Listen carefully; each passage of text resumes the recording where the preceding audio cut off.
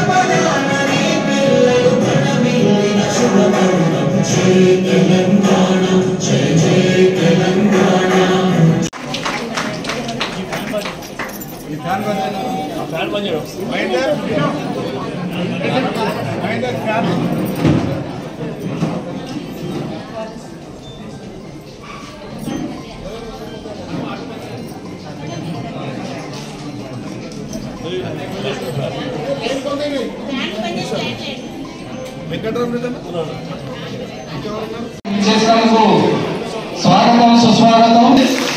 గట్టిగా గట్టిగా గట్టిగా చాలా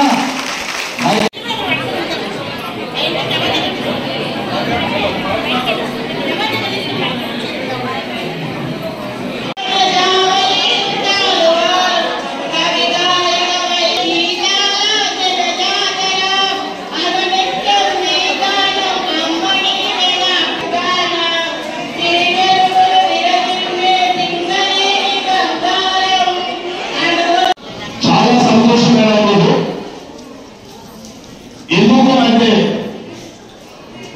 మన భారతదేశానికి మొట్టమొదటి మహిళా ప్రధానమంత్రి అందరికీ తెలుసు, శ్రీమతి ఇందిరా గాంధీ.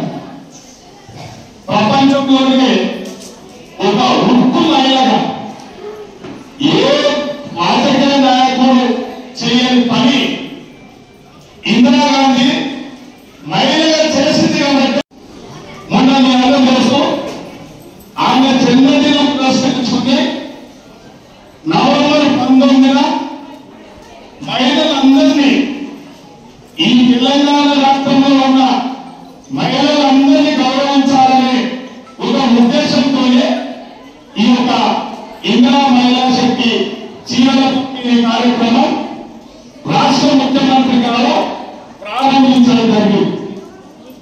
ఇవాళ మన నియోజకవర్గంలో ఈ కార్యక్రమాన్ని నిర్వహించుకుంటాం. ఈ కార్యక్రమానికి పెద్దలు, అధికారులు, వివిధ గ్రామాల నుంచి చేసినటువంటి గ్రామ సంఘం అధ్యక్షులు, మండల సమైక్య అధ్యక్షులు, వినియోగులు, ఈసీ మెంబర్లు అందరూ కలిపి మా అమ్మలు, సోదరీశ్వరులు, మా అందరికీ ధన్యవాదాలు, శుభాకాంక్షలు తెలియజేస్తాము. ఈరోజు ఒక బ్రహ్మాండమైన కార్యక్రమానికి శ్రీకారం చుట్టడం జరిగింది. ముఖ్యంగా మన తొలి మహిళా ప్రధానమంత్రి శ్రీమతి ఇందిరాగాంధీ ఇందిరా మహిళా శక్తి చీరల పంపిణీ కార్యక్రమం చేయడం జరిగింది. కూడా ముఖ్యంగా ఆమె జన్మదినం పురస్కరించుకొని మహిళలను గౌరవించాలి. ఈ తెలంగాణ రాష్ట్ర ముఖ్యమంత్రి ఈ యొక్క ఇందిరాగాంధీ జన్మదినం పురస్కరించుకొని మహిళలకు, ప్రతి మహిళకు ఒక చీర సార పెట్టాలి, వాళ్ళని గౌరవించాలని చెప్పి ఒక ఒక ఆలోచనతోనే రాష్ట్ర వ్యాప్తంగా కోటి మహిళలకు కోటి చీరల పంపిణీ జరుగుతూ ఉంది. ఇలా షాద్నగర్లో కూడా ఈ కార్యక్రమం నిర్వహించుకోవడం జరిగింది. ప్రతి మండలం నుంచి దాదాపు 100 మంది మహిళలను ఇక్కడ సమావేశం ఏర్పాటు చేసి ఆ యొక్క చీరలను వారి నాణ్యతతో కూడుకున్న చీరలని చెప్పి ధృవీకరించిన తర్వాతనే ఈ యొక్క చీరల పంపిణీ చేయడం జరిగింది. దాదాపు మన నియోజకవర్గానికి మొదటి విడతగా 50,000 చీరలు రావడం జరిగింది.